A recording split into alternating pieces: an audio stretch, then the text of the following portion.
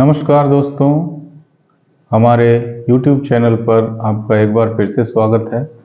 मैं रोहित तिवारी आपका स्वागत अपने YouTube channel PKJ class by Rohit sir पे कर रहा हूं।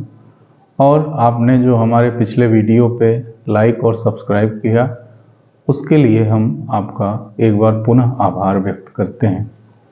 दोस्तों, हम सिंधु घाटी सभ्यता की चर्चा यहाँ कर रहे थे और उस चर्चा में हमने आज स्थलों को चुना है, क्योंकि स्थल जो है सिंधु घाटी सभ्यता के जो स्थल हैं वो परीक्षा के दृष्टिकोण से बहुत महत्वपूर्ण है।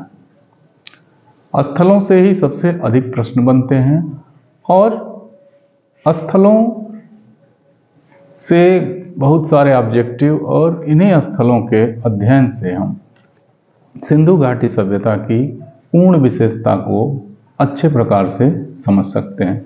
हमने पिछली वीडियो में चर्चा भी की थी कि जब हम स्थलों पे परिचर्चा प्रस्तुत करेंगे तो उसमें हम कुछ और विशेषताओं को जोड़ करके जानने और समझने का प्रयास करेंगे। ठीक है दोस्तों, तो जैसा कि सिंधु घाटी सभ्यता या हड़प्पा सभ्यता का विकास क्रम था वो 3 चरणों में विभक्त था। वो जो 3 चरण थे वो थे प्राग हड़प्पा,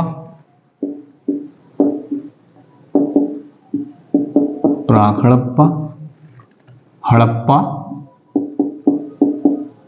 और उत्तर हड़प्पा।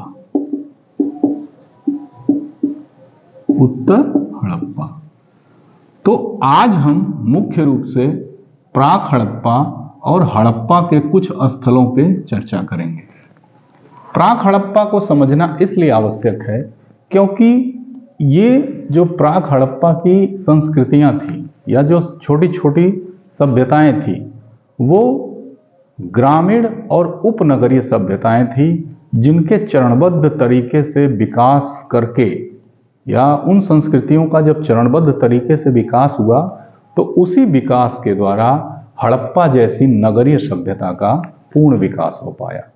तो चूंकि विकास के क्रम में और परीक्षा के दृष्टिकोण से भी ये जो संस्कृतियां हैं ये काफ़ी महत्वपूर्ण हैं, तो इन पे हम एक चर्चा जो है प्रस्तुत करते हैं।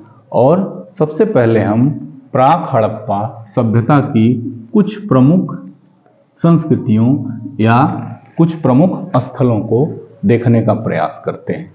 इस क्रम में जो सबसे पहला स्थल आता है वो आता है मेहरगढ़। मेहरगढ़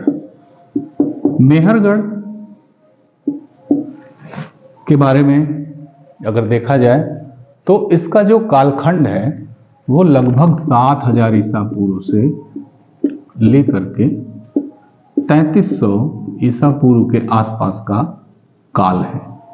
3300 ईसा पूर्व के आसपास का काल है। ये इसलिए महत्वपूर्ण हो जाता है कि कुछ पुरातत्वविदों ने इसे हड़प्पा सभ्यता का अग्रदूत कहा है, मेहरगढ़ को। ठीक है, मेहरगढ़ को हड़प्पा सभ्यता का अग्रदूत कहा गया।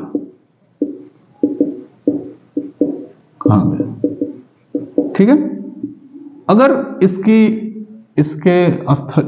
इस स्थल की चर्चा करें या इस स्थल के बारे में थोड़ा सा विचार करें तो यहाँ जो है दक्षिण एशिया की सबसे प्राचीन कृषि और पशुपालन का साक्ष्य प्राप्त होता है और दक्षिण एशिया की सबसे पहले ग्रामीण बस्ती का साक्ष्य भी यहीं मेहरगढ़ से प्राप्त होता है। तो यहाँ पे दक्षिण एशिया की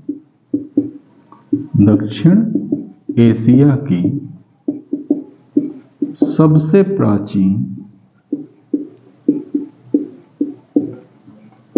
कृषि तथा पशुपालन का साक्ष्य प्राप्त होता है। कृषि तथा पशुपालन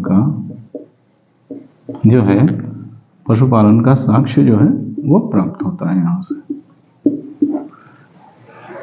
मेहरगढ़ की जो खास बात है वो ये है कि यहाँ पर कच्ची ईंटों के या कच्ची मिट्टी के जो है वो झोपड़ियाँ बनी, झोपड़ियों का जो है प्रमाण मिलता है।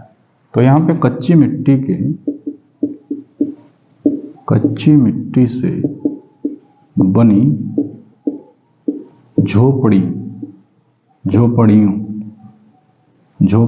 का प्रमाण मिलता है, झोपड़ियों का प्रमाण मिलता है। ठीक है। इसके अलावा जो इसकी सबसे महत्वपूर्ण तथा झोपड़ियों के साक्ष्य प्राप्त होते हैं। इसके अलावा यहाँ से गेहूं, जौ तथा बकरी और भेड़ पालन के भी साक्ष्य मिलते हैं। बकरी और भेड़ पालन के साक्ष्य मिले। यहां से मृदभांडों के निर्माण के भी साक्ष्य मिले हैं, मृदभांड निर्माण के भी साक्ष्य मिले हैं। निर्माण के साक्ष्य जो है वो मिले हैं। अब चलते हैं इस बात पे कि ये जो है क्यों ज्यादा महत्वपूर्ण है मेहरगढ़। यहां पे एक और चीज मिली है जिसको आप नोट करके भी लिख सकते हैं। यहां पर दंत चिकित्सा के प्राचीनतम साक्ष्य मिले, प्राचीनतम साक्ष्य मिले। तो ये तो रही मेहरगढ़ की बात रही जिनसे आपको ऑब्जेक्टिव क्वेश्चंस मिल सकते हैं। ठीक है। अब हम चलते हैं सिंधु घाटी सभ्यता की एक और प्रमुख ये जितनी भी संस्कृतियां हम आपको बता रहे हैं, मेहरगढ़ चाहिए, अभी जो हमारी चर्चा है वो प्राक हड़प्पा संस्कृतियों पे चर्चा है, जो कि हड़प्पा काल के पहले की संस्कृतियां थी। ठीक है। अब इसमें दूसरा नंबर आता है आमरी तथा नाल संस्कृति।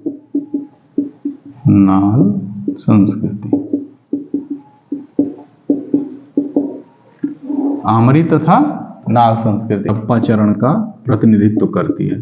प्रारंभिक हड़प्पा चरण का प्रतिनिधित्व करती है।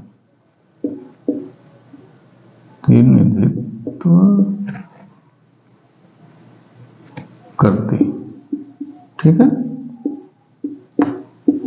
ये लगभग 3300 से या लगभग 3300 से 2500 या 2600 ईसा पूर्व के आसपास इसका कालखंड है। इसका कालखंड जो है लगभग 3300 से 2500 ईसा पूर्व के आसपास का इसका कालखंड है। इस संस्कृति की विशेषता थी कि यहां से सर्वप्रथम ज्यामितीय आकार के मृदभांड प्राप्त हुए हैं, या चाक निर्मित मृदभांड का जो है साक्ष्य मिला है। कहां से? आमरी संस्कृति से। यहां से ज्यामितीय आकार के या चाक निर्मित मृदभांडों के साक्ष्य मिले, मृदभांडों के साक्ष्य मिले।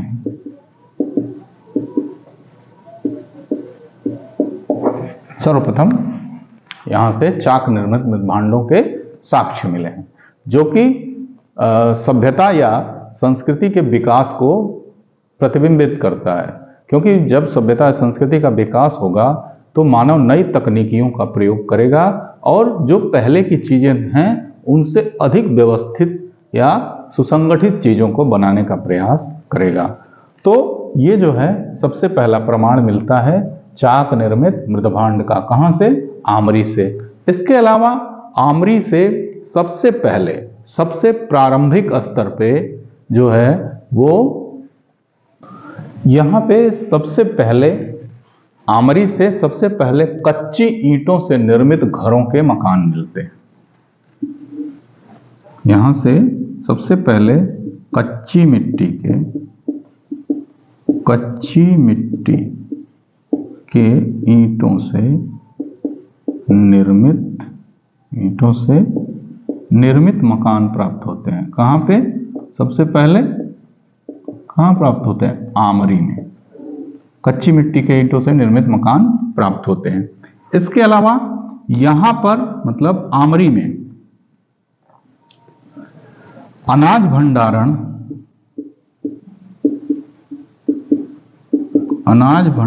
के भी साक्ष्य मिले हैं। इसके अलावा आमरी में अनाज भंडारण के तो साक्ष्य मिले ही हैं। इसके अलावा छोटे छोटे कक्ष मिले हैं, जो है छोटे छोटे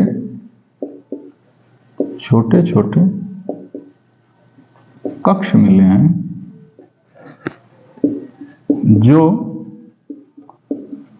जो कि किसी बड़े भवन की आधारशिला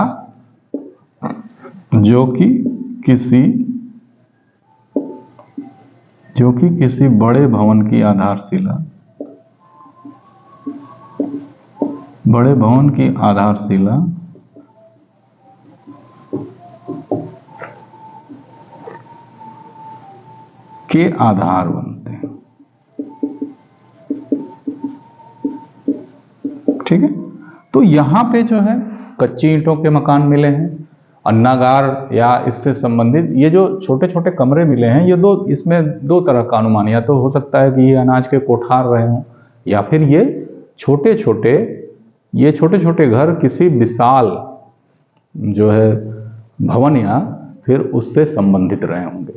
ठीक है, अब जो है आमरी संस्कृति आगे चल के नाल संस्कृति में मतलब यहीं से आमरी संस्कृति के यही आगे बढ़ करके नाल संस्कृति को निर्मित करती है।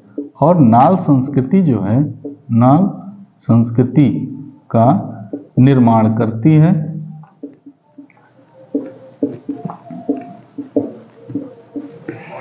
अब जब नाल संस्कृति की बात करते हैं तो यहाँ पे रंगीन मृदभांड सबसे पहले नाल संस्कृति में हमको प्राप्त होते हैं। तो नाल संस्कृति में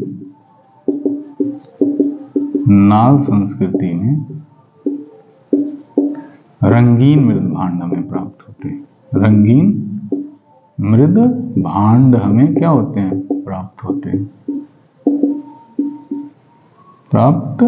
यहां से रंगीन मृदभांड हमें प्राप्त होते हैं, मृदभांड। ठीक है, तो अब चलते हैं आमरी संस्कृति के बाद। आमरी कहाँ स्थित था इसके बारे में भी अगर हो सकता है कि सुमेलित करने के लिए या इस तरह की चीजें पूछ ले, तो आमरी जो था वो सिंधु नदी के तट पे स्थित था। कहाँ पे स्थित था? सिंधु नदी के तट पे स्थित था। ठीक है, तो ये सब कुछ आमरी के बारे में छोटी छोटी चीजें हैं। यहाँ हमारे इसके बताने का मूल उद्देश्य यही है कि किस तरह से हड़प्पा जैसी नगरीय संस्कृति का विकास इन छोटी छोटी संस्कृतियों के विकास के फलस्वरूप या उपनगरीय संस्कृतियों के विकास के फलस्वरूप हुआ। अब चलते हैं आमरी संस्कृति के बाद आता है नाल संस्कृति। तो आमरी संस्कृति के ही अवशेषों से नाल संस्कृति का विकास होता है और यहाँ पे कुछ खास चीजें मिलती हैं कि यहाँ के मृदभांड जो मिले हैं वो कुछ और परिपक्व अवस्था में मिले हैं और ये रंगीन मृदभांड है। ये मृदभांड जो है वो रंगीन है। इसके अलावा यहाँ से कुछ सूक्ष्म औजार हमें मिले हैं। यहाँ से सूक्ष्म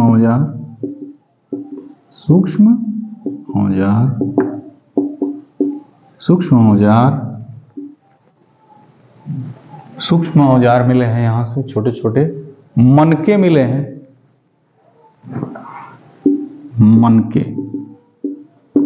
मनके मिले हैं।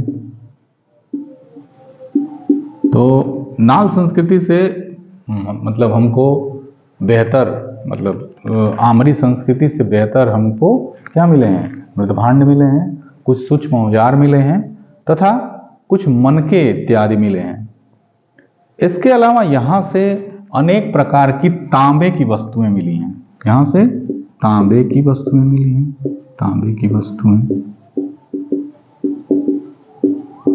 लाजवर्द की वस्तुएं मिली हैं, लाजवर्द की वस्तुएं मिली हैं, शंख इत्यादि के प्रमाण मिले हैं।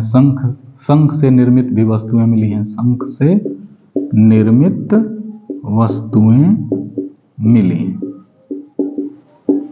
वस्तुएं कहां से मिली हैं? हमको नाल संस्कृति से मिली हैं। अब नाल संस्कृति की विशेषता क्या थी?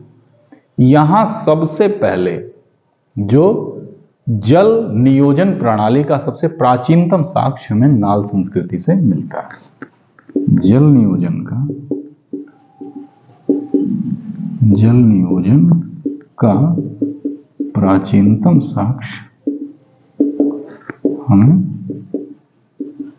नाल संस्कृति से मिलता है। ठीक है, तो अब आप जोड़ सकते हैं यहां से हड़प्पा काल को। हड़प्पा काल में जो नगरीकृत व्यवस्था थी उसमें नालियों का किस तरह से बेहतर प्रयोग किया गया, तो इन्हीं संस्कृतियों के विकास के फलस्वरूप हड़प्पा जैसी एक व्यवस्थित नगरीकृत सभ्यता का उद्भव हो पाया। ठीक है, अब चलते हैं अगली संस्कृति पे। तो ये कुछ इंपॉर्टेंट पॉइंट्स हैं जिनको आप चाहें तो नोट बना सकते हैं, जो कि आपको प्री एग्जाम में काफी फायदेमंद होगा और इससे आप क्वेश्चनों को अच्छी तरीके से टैकल कर सकते हैं। ठीक है,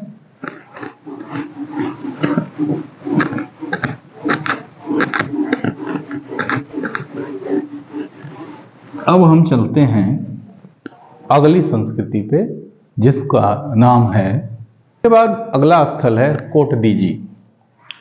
कोटदीजी सिंधु नदी के किनारे स्थित है, सिंधु नदी के किनारे ये भी स्थल स्थित है। ठीक है, इस स्थल की जो खास बात है कोटदीजी की, वो ये है कि यहां से हमको सुरक्षा प्राचीर का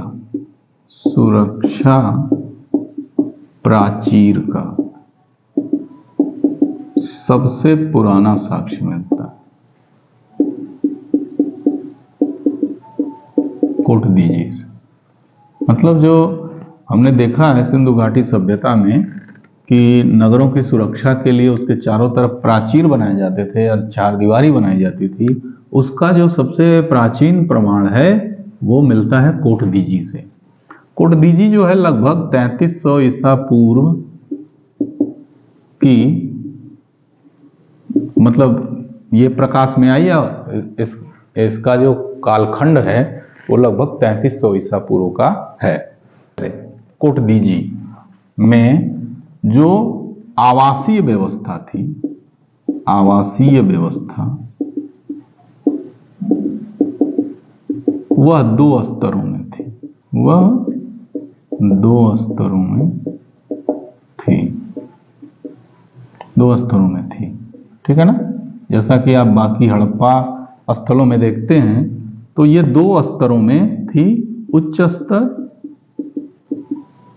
और निम्न स्तर।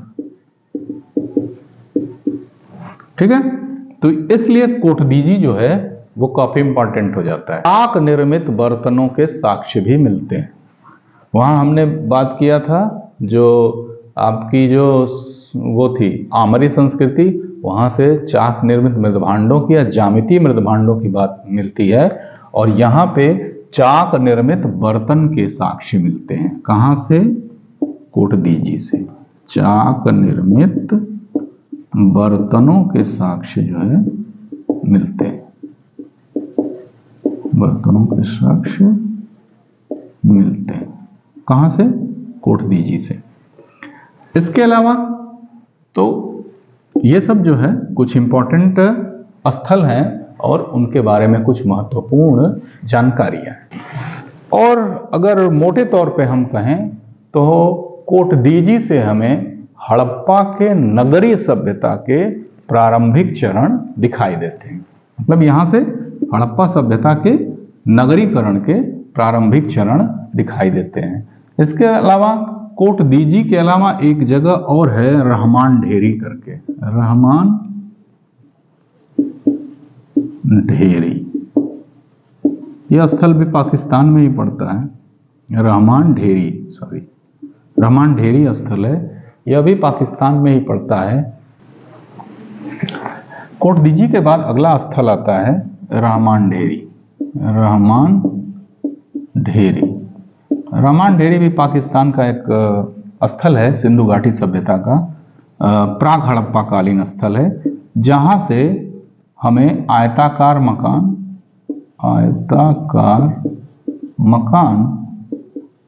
तथा सड़कों की ग्रिड प्रणाली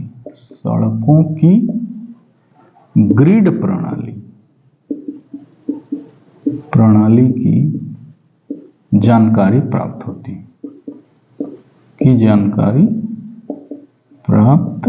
होती है। तो ये कुछ जो है महत्वपूर्ण स्थल हैं जिनसे प्रश्न बन सकते हैं। इनको आपको नोट कर लेना चाहिए या फिर इनका स्क्रीनशॉट ले लें, या जो आपको आगे परीक्षाओं में मदद करेंगे। सोंथी जो है यह राजस्थान में स्थित है और यह हड़प्पा और प्राक हड़प्पा का एक जो सबसे प्रमुख स्थल है, जिसको हम कालीबंगा कहते हैं, कालीबंगा, उसका जो है यह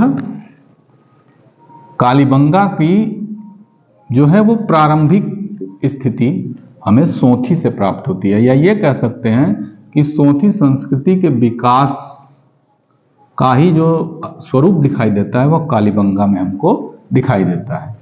तो यहाँ पे सोंथी संस्कृति की बात करें तो ये सोंथी संस्कृति की जो सबसे बड़ी विशेषता ये थी कि यह जो संस्कृति थी यहाँ एक विशेष तरह के बर्तन पाए जाते थे जो लाल मिट्टी के बने थे, लाल मिट्टी के बर्तन। सोंथी संस्कृति के जो बर्तन थे वो लाल मिट्टी के बर्तन थे। यहाँ कृषि पशुपालन के साथ साथ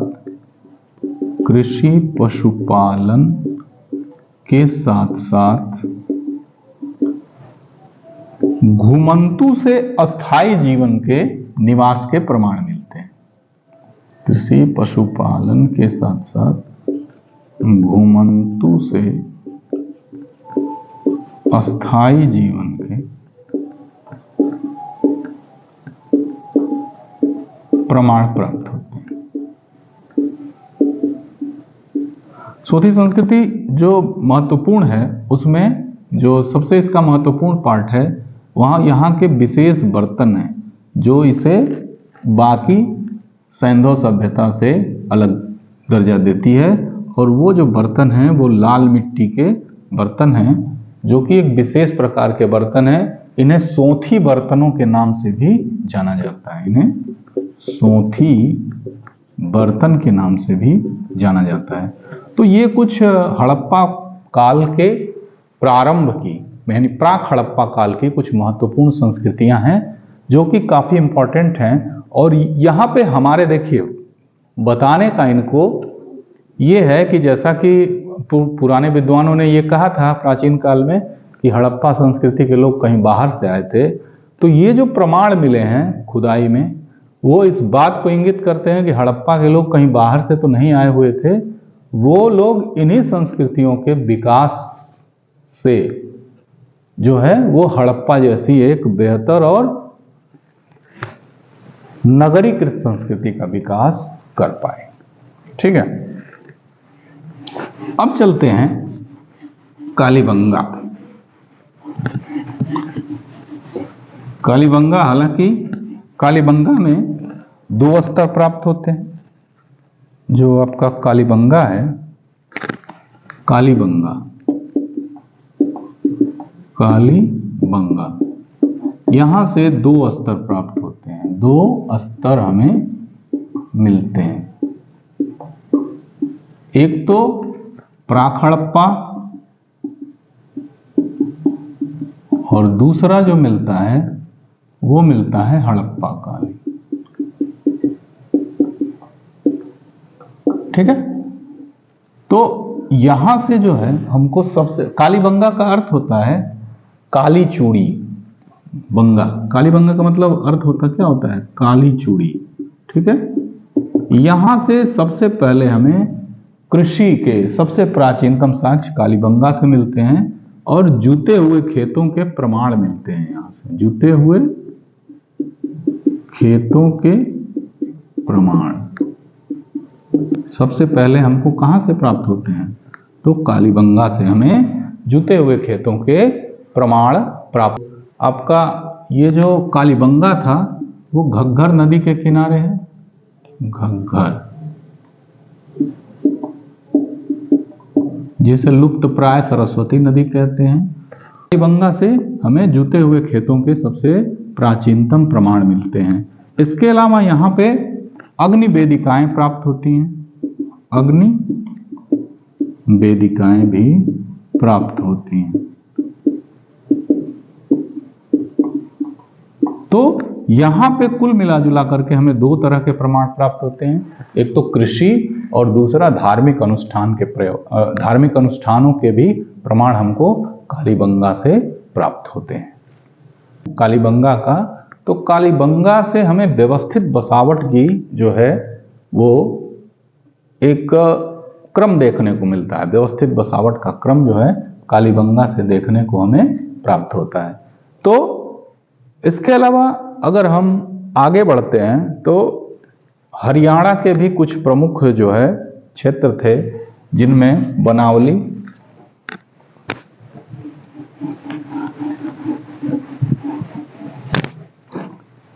कुछ प्राक हड़प्पा के स्थलों में बनावली जो कि हरियाणा में पड़ता है। हरियाणा,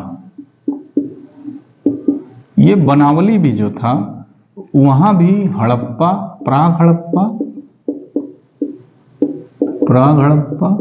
तथा हड़प्पा काल के साक्ष्य प्राप्त होते हैं। क्षेत्र हरियाणा में पड़ता है, हरियाणा राज्य में पड़ता है। यहाँ पे प्राग हड़प्पा तथा हड़प्पा काल के साक्ष्य जो है प्राप्त होते हैं। यहाँ पर कच्ची ईंटों के, यहाँ पर क्या मिले हैं? कच्ची ईंटों के आंगन युक्त मकान मिले। आंगन युक्त मकान मिले। कहां से? बनावली से मिले। ठीक है, गड्ढे जो अनाज संग्रह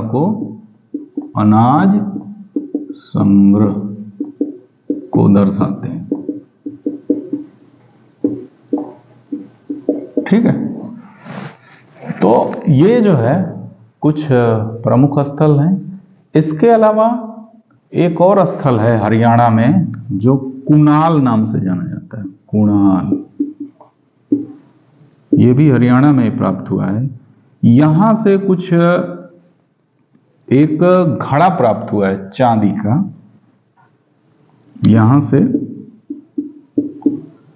चांदी का घड़ा प्राप्त हुआ है।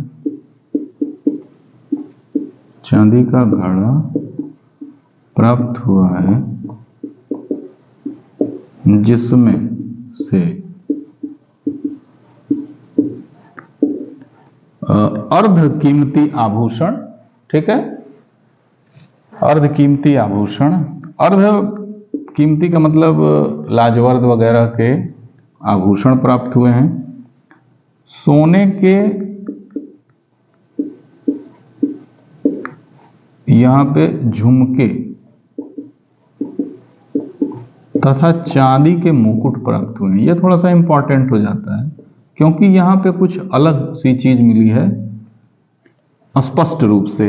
और अगर कुणाल की बात करें तो यह एक प्राक हड़प्पा कालीन स्थल है। ठीक है, तो यहाँ पे हमको एक बड़ा ज्यादा विकास दिखाई देता है। यहाँ पे धातुओं का बेहतरीन उपयोग आपको दिखाई देता है। तो यहां सोने के झुमके तथा चांदी के मुकुट भी प्राप्त हुए। चांदी के मुकुट प्राप्त हुए। ठीक है, तो ये कुछ जो थे महत्वपूर्ण प्राक हड़प्पा स्थल थे, जो इस बात को इंगित करते हैं या इस बात को स्पष्ट करते हैं कि इन्हीं स्थलों के या इन्हीं उपनगरीय या ग्रामीण स्थलों के उत्तरोत्तर विकास क्रम में आगे बढ़ने पर हड़प्पा जैसी एक प्रॉपर नगरीय सभ्यता का विकास होता है। अब हम चलते हैं हड़प्पा कालीन प्रमुख स्थलों पे, जिसमें सबसे पहले हम चर्चा करेंगे हड़प्पा की। सबसे पहले हम चर्चा करेंगे हड़प्पा की। हड़प्पा, ठीक है।